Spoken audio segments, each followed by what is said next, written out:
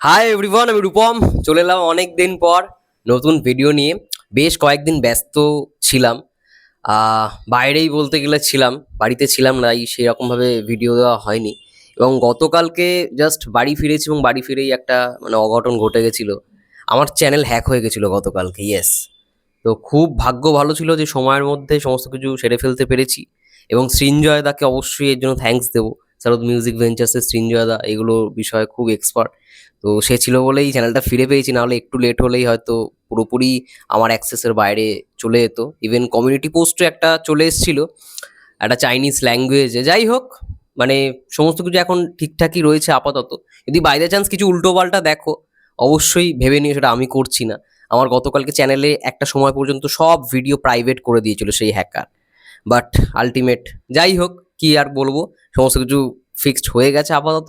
এবং এখন এই মানে অনলাইনের টেকনোলজির যুগে এগুলো মানে হামেশাই হতে থাকবে, সেগুলোর সঙ্গেই আমাদের লড়াই করতে হবে, এটা সব থেকে বড় চ্যালেঞ্জ। যাই হোক, এখন আমরা কথা বলতে এসেছি শেরকে নিয়ে। শের বেশ কয়েকদিন আগে অনন্য মামুন, তিনি মানে তাকে নিয়ে একটা ভিডিও করেছিলাম। অনেকে দেখছি ওই ভিডিওটায় মানে ভেবেইছে উল্টো, মানে কি বলেছে ওটা একেবারে যাচাই বাছাই করার ইয়ে নেই, পুরো ভিডিওটা দেখিনি। আমি শুধু বলেছি যে অনন্য মামুনকে দেখে সবাই শেখা উচিত। এবার কি যুক্তিগুলো দিয়েছি, আমি বলেছি ভাই তাণ্ডব তুফান বরবাদ এগুলো কিছুই না ভাই, শের আসছে সেটাই সব থেকে বড় খেলা। ভাই এই কথাটা মানেটা কি? আবার এই কথাটাও মেনশন করেছি ভিডিওতে, ভাই দরদকে দেখো ভাই, প্যান ইন্ডিয়া যেরকম ভাবে রেসপন্স করলো, তামিল ল্যাঙ্গুয়েজে, তেলেগু ল্যাঙ্গুয়েজে, হিন্দি ল্যাঙ্গুয়েজে, এটা দেখে সবার শেখা উচিত। তো এই কথাটার মানেগুলো কি আই থিঙ্ক তোমরা বুঝে গেছো, ঠিক আছে? তো যাই হোক, গতকালকে অনন্য মামুন স্যারের আরো একটা পোস্ট দেখলাম।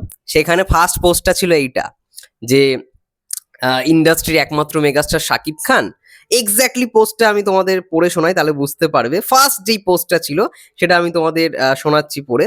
ওই দরদের যেই মন বলেছে যেই গানটা ছিল না, ওই পোস্টটা মানে দরদের আর কি শাকিব ভাইয়ের ওই পোস্টটা দিয়ে এই পোস্টটা করেছিল অনন্য মামুন। ফেসবুক পেজ কোথায় গেল, এই যে পেয়েছি। হ্যাঁ, ওই সাকিব ভাইয়ের ওই জায়গাটা, ওই পোর্শনটার ইয়ে দিয়ে অ্যাকশন কাট এন্টারটেনমেন্ট ছিল, সরি অনন্য না, অ্যাকশন কাট এন্টারটেনমেন্ট বলেছে শাকিব খান একজন সুপারস্টার, একজন মেগা স্টার, একজন কিং, আমাদের ভাইজান। অবভিয়াসলি খুব ভালো কথা, একদম ঠিক সঠিক কথাটা তিনি বলেছেন এবং এটা সবাই জানে। তিনি বললেন বলেই যে আমরা জানতে পারলাম এমন নয়। তারপরে লিখেছিলেন যে শের লোডিং, ঠিক আছে, বাট এখন সেটা এডিট হয়ে চলে এসছে শুধুমাত্র লোডিং। এই যে এই পোস্টটায় তোমরা দেখতে পারবে সাকিব ভাইয়া যে বসে, যাই হোক আলো আসছে বলে মানে দেখাতে পারছি না। এবার অ্যাকশন কাট এন্টারটেনমেন্ট অবশ্যই অনন্য মামুনের প্রোডাকশন হাউস, তিনিই হয়তো পোস্ট করেন, আবার তিনিই এডিট ফেডিট করেন, যাই হোক সেটা তার ব্যক্তিগত বিষয়। কিন্তু এই যে শের শের শের, তিনি যখনই কোনো ভিডিও নিয়ে আসছেন তখনই বলছেন যে শের আসছে, দানব আসছে বা শের লোডিং। অ্যাকচুয়ালি কি শের সাকিব ভাইয়া করছে, এটা আমাদের মনে সবার প্রশ্ন, ঠিক আছে? দেখো, আমার তো মনে হয় যে সাকিব ভাইয়ের আর অনন্য মামুনের সঙ্গে কাজ করাই উচিত না, আমার পার্সোনালি কোথাও গিয়ে মনে হয়। কারণ অনন্য মামুন হয়তো মানে রাইটার হিসেবে ভালো হতে পারে, বাট ডিরেক্টর হিসেবে তার অনেক কিছু শেখা উচিত, ঠিক আছে? আজকে একজন রাইহান রাফি, একজন মেহেদী হাসান হৃদয় বা আরো অনেক পরিচালক রয়েছে, অনেক পরিচালক রয়েছে যারা হয়তো এখনো সিনেমা বানায়নি, বাট সিনেমার ভিশনটা রয়েছে ক্লিয়ার। ভিকি জায়েদ যদি এখন সিনেমা বানায়, মানুষ দেখতে যাবে, তার একটা অডিয়েন্স রয়েছে, তার কাজ মানুষ এতদিন দেখে এসছে, ভালো বলেছে। বাট অনন্য মামুনের কেরিয়ারে এমন কোনো কাজ নেই ডিরেক্টর হিসেবে, নট রাইটার, ডিরেক্টর হিসেবে এমন কোনো কাজ নেই যেটা খুব ভালো প্রশংসা পেয়েছে। হ্যাঁ, আমি শুনেছি তার সিনেমার বেশ কয়েকটা গান খুব ভাইরাল হয়েছে, আবার সেটা নাকি রিমেকও হয়েছে সেই গানগুলো, ঠিক আছে? আমি সেই দিকে যাচ্ছি, আমি বলছি সিনেমা, একটা পারফেক্ট সিনেমা। এই যে দরদ প্রথম থেকে যেরকম প্যান ইন্ডিয়ান নামে ব্লাফ, আমি এবার গতকালকে দেখছিলাম তিনি একটা কলকাতাতে একটা অনুষ্ঠান হয়েছে, তাকে পুরস্কার মানে সম্বর্ধনা জানানো হয়েছে। সেখানে অ্যানাউন্স করা হচ্ছে, মানে যিনি আর কি হোস্ট তিনি অ্যানাউন্স করছেন যে ভারত বাংলাদেশের যৌথ প্রযোজনায় প্যান ইন্ডিয়া ফিল্ম দরদের জন্য তাকে ইয়ে করা হলো। ভাই প্যান ইন্ডিয়া ওয়ার্ডটা আসছে কি করে আমি তো বুঝলাম না। অ্যাকচুয়ালি ছবিটা প্যান ইন্ডিয়া তো রিলিজই হলো না, কেন বারবার এই জিনিসগুলো করে আমি বুঝতে পারি না। এগুলো খুব আনপ্রফেশনালিজম, ঠিক আছে? এগুলো একেবারে মানে যারা সত্যি কথা বলতে নিজের ঢাক পেটায় না, তারা কিন্তু কাজটাকে বেশি ফোকাস করে। আর অনন্য মামুন কি করে সেটা সবাই জানে। এবার হ্যাঁ, সবাই বলতেই পারে যে অনন্য মামুনকে একটা চান্স দেওয়া হোক। অনন্য মামুনকে একটা চান্স দেওয়া হোক, তিনি পারবেন, তিনি বড়ভাবে, অনেকে কমেন্ট করছে দাদা ভাইয়া এবার বড় রকমভাবে মাস রকমভাবে প্রেজেন্ট করুন। প্রথম রকম মানে প্রথম যে বিষয়টা সেটা হচ্ছে, দেখো তিনি ডিস্ট্রিবিউটার, তিনি বাংলাদেশে অনেক সিনেমা নিয়ে আসে। আমাদের বলিউডের কথা যদি বলি, বলিউড সাউথের যদি কথা বলি, হিন্দি যে সিনেমাগুলো সেগুলো বাংলাদেশে তিনি ডিস্ট্রিবিউট করেন তার প্রোডাকশন হাউসের মারফত। তিনি আবার রাইটারও, তো এতগুলো ডিপার্টমেন্ট না উনি সামলাতে আই থিঙ্ক ভেবা জায়গা খেয়ে যাচ্ছেন, যার জন্য ডিরেক্টর জিনিসটাকে মেনভাবে ফোকাস করতে পারছেন না। দরদ যেই রকম ধরনের সিনেমা, আমি তো দরদ দেখেছি, আমি রিভিউ দিইনি, আমি রিভিউ দিলে আরও ভালো রকমভাবে ডিটেলসে বলতে পারতাম। দরদের যে গল্পটা, ওটা বাংলাদেশের অডিয়েন্সের কাছে কিন্তু একেবারে নতুন একটা গল্প, নো ডাউট। আমি শুনলাম দরদের যিনি আর কি রাইটার, সেম রাইটারই নাকি লিপস্টিকের, ঠিক আছে? তো কোনো একটা সময় কিছু তো গন্ডগোল করেছেন তিনি, এটা তো অস্বীকার করে লাভ নেই, একেবারে ভেতরের খবরই বলছি। লিপস্টিক আর দরদ যিনি লিখেছেন, তিনি নাকি একটা অফিসে বসে কিছু একটা মানে এই গল্পটা নিয়ে আলোচনা করছিলেন। আলোচনা করতে করতে করতে হয়ে গেছে দরদ আগে, শুটিং ফুটিং শেষ, তারপরে লিপস্টিক যখন হচ্ছে তখন জানতে পারছে এই গল্পে দরদ শুট হয়েছে। এই হচ্ছে বিষয়। তো আমার কোথাও গিয়ে মনে হয় তিনি ডিরেক্টর ব্যাপারটাকে মানে ভালো রকমভাবে তাকে আরো শিখতে হবে।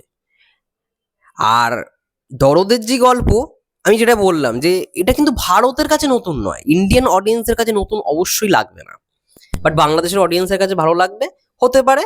কিন্তু হ্যাঁ, তাও এডিট খুব ভালো নয়, দরদের এডিট আমার সিনেমা মানে সেরকম কিছু লাগেইনি। আর একটা পর্যায়ে যারা থ্রিলার সিনেমা বহুত দেখে তারা বুঝে যাবে একটা পর্যায়ে বা একটা সিন দেখে যে এই সোনাল চৌহানের যে ক্যারেক্টারটা সেটা মানে কাল্পনিক একটা ক্যারেক্টার, ঠিক আছে? কারণ সাকিব ভাইয়া দেখতে পাচ্ছে বাট অন্য কেউ দেখতে পাচ্ছে না, ঘুরে তাকিয়ে মুখ ফিরিয়ে নিচ্ছে। এই সিনগুলো যারা মন দিয়ে দেখবে তারা বুঝে যাবে। তো দরদ not a pan India film, মানে সেই অনুযায়ী কোয়ালিটির দিক থেকে দেখতে গেলে অবশ্যই না। এবার সাকিব ভাইয়ের কি করা উচিত, মানে শের কি করা উচিত কি উচিত না, দেখো আমি অবশ্যই বলবো যদি শেরের গল্প ভালো হয় বা শের যদি সেরকম ভাবে আশ্বাস দিতে পারে অনন্য মামুন বা সাকিব ভাইকে কনভিন্স করতে পারে, অবশ্যই সাকিব ভাই তাহলে করবেই, এটা নিয়ে আমরা কেউ কিছু আটকাতে পারবো না। বাট যদি দিন শেষে রেজাল্টটা দরদের মতো আসে, তাহলে আমার কোথাও গিয়ে মনে হয় নেক্সট আর প্রজেক্টে তো সাকিব ভাইয়ের হ্যাঁ করাটাই উচিত না। অলরেডি দরদ দিয়ে হওয়াটা উচিত, মানে দরদ দিয়ে যা করে দেখিয়েছেন তিনি। হ্যাঁ, এটাও বলতে হবে তিনি ঈদ ছাড়া রিলিজ করেছেন আবার, যাই হোক। এবার দেখো রিলিজ তো সবাই করতে বলেছিল ঈদে, তিনি রিলিজ করেছেন ঈদ ছাড়া, সেটা তো ভাই তার ব্যাপার না। এই হচ্ছে বিষয়। সাকিব ভাই যদি হ্যাঁ করে থাকে তাহলে আমাদের কোনো সাধ্য নেই যে তাকে আটকানো, তিনি নিশ্চয়ই বুঝে শুনেই হ্যাঁ করেছেন বা হ্যাঁ করবেন। এখনো চুক্তিপত্র হয়নি, এখনো কিন্তু অফিসিয়ালি কোনো চুক্তিপত্র হয়নি, তিনি তার মতো করে ঘোষণা করে যাচ্ছেন, অন্য তার দিক থেকে সমস্ত কিছু করে যাচ্ছেন।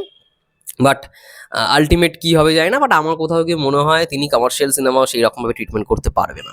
অনন্য মামুন যেই ধরনের সিনেমা বানায় সেই অনুযায়ী সেই ধরনের সিনেমাই তিনি বানাতে পারবেন, বাট কমার্শিয়াল সিনেমা মাস যে সিনেমা, এই যে শের নামটা শুনেই বোঝা যাচ্ছে একটা মাস সিনেমা, ঠিক আছে? আবার শের খান বলেও একটা প্রজেক্ট হওয়ার কথা ছিল, ওটা তো ইয়ের সঙ্গে ছিল, ওই কপ কি যেন নামটা, কপ মিডিয়া না কি নামটা ভুলে যাচ্ছি, শের খান বলে একটা ছবি হওয়ার কথা ছিল, সাকিব ভাইয়াকে নিয়েই তো ওটা ছিল, ওটা হলো না। যাই হোক, শের এই সিনেমাটা যদি হয়ে থাকে তাহলে হবে, বাট তিনি লিখেছিলেন যে শের মানে কি বাঘ, শের হচ্ছে একটা সাইক্লোন, একজন বিরাট বড় গ্যাংস্টার।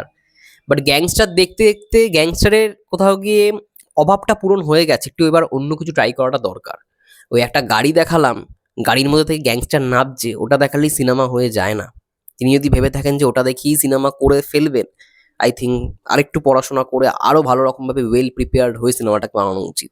সে যদি সত্যি ভালো গল্পের হয়ে থাকে, এত তাড়াহুড়ো না করে ভালো রকমভাবে প্রিপারেশন নিয়ে শেয়ার করা উচিত, আমার কোথাও গিয়ে পার্সোনালি এটাই ওপিনিয়ন। কারণ আমি আজকে একটা প্যান ইন্ডিয়া ছবি নামে কনভিন্স করাচ্ছি অ্যাক্টার অ্যাক্ট্রেসদেরকে নিয়ে, আমি প্যান ইন্ডিয়া ছবি করছি, আমার গল্প এইটা, গল্পও ভালো, বাট আমি প্রেজেন্ট করছি সিনেমার মানে রেজাল্টটা আউটপুটটা বেরোচ্ছে একেবারে মানে সেই লেভেলের নয়, তখন তো অবশ্যই খারাপ তো লাগবেই, তখন অভিনেতা অভিনেত্রীরাও একবার হলো ভাববে ভাই এটা কি করলো। তো বরবাদ দিয়ে মেহেদী হাসান হৃদয় বুঝিয়ে দিয়েছে, বরবাদ যেই গ্র্যান্ডারের ছবি ভাই, তার থেকেও বড় গ্র্যান্ডারের ছবি এখন বানাতে হবে, না হলে কেউ অ্যাকসেপ্ট করবে না, বাংলাদেশের অডিয়েন্স তো করবে না, এটা আমার কোথাও গিয়ে মনে হয় কেউ করবে না। দেখা যাক শের, শাকিব খান করেন কিনা। এখানে তো সাকিব ভাইয়ার ইয়ে দিয়ে পোস্টটা করেছে, আর লোডিং মানে শেরকেই তিনি বোঝাচ্ছেন, আর তো কোনো সিনেমা মনে হয় না ইয়ে হবে। এবার এটাও হতে পারে যে যেহেতু দরদের পরপরই শেরের ওই অ্যানাউন্সমেন্টটা করেছিল, তখনই হয়তো চুক্তিপত্র বা কিছুটা হলো সাকিব ভাই কথা দিয়ে ফেলেছে, যার জন্য সাকিব ভাই এখন নাকচ করতে পারবে না। সাকিব ভাইয়ের দিকটাও বুঝতে হবে আমাদেরকে। বাট এই সিনেমার ভাই আমি একটা কথাই বলে দিচ্ছি, যদি মানে মেকিং ফালতু হয়, মেকিং যদি বাজে হয় বা সেই লেভেলের না হয় ভাই, সাকিব ভাইয়া কিন্তু মানে খুব মানে ট্রোলিংয়ে পড়তে পারে। দরদ দিয়ে অলরেডি পড়েছিল, বাট দরদের গানগুলো ভালো ছিল, এটা নিয়ে অস্বীকার করার কিছু নেই। এবার এটার যায় না কি হবে। আর আমি শুনতে পেয়েছিলাম নাকি ইন্ডিয়া থেকে জয়দীপ মুখার্জি ডিরেক্ট করতে চলেছে এই ছবিটা। ইন্ডিয়া থেকে, মানে আমাদের ইন্ডিয়া থেকে জয়দীপ মুখার্জি, শিকারি, নবাব, ভাইজান এলিরয়, ইন্ডিয়াতে যে ছবিগুলো করেছে সাকিব ভাই এসকের সঙ্গে, তো সেই ডিরেক্টর যুক্ত হতে পারে ইন্ডিয়া থেকে, যেহেতু যৌথ প্রযোজনার হবে এই ছবিটাও। দেখা যাক কি হয়, ফর দ্য বেস্ট। এবং তোমাদের কি মনে হয় শের নিয়ে, সুযোগ দেওয়া উচিত কি উচিত, এবং সাকিব ভাইয়ের করা উচিত কি উচিত না, কমেন্ট করে জানাও। ততক্ষণের জন্য সবাই ভালো থেকো, সুস্থ থেকো, টেক কেয়ার।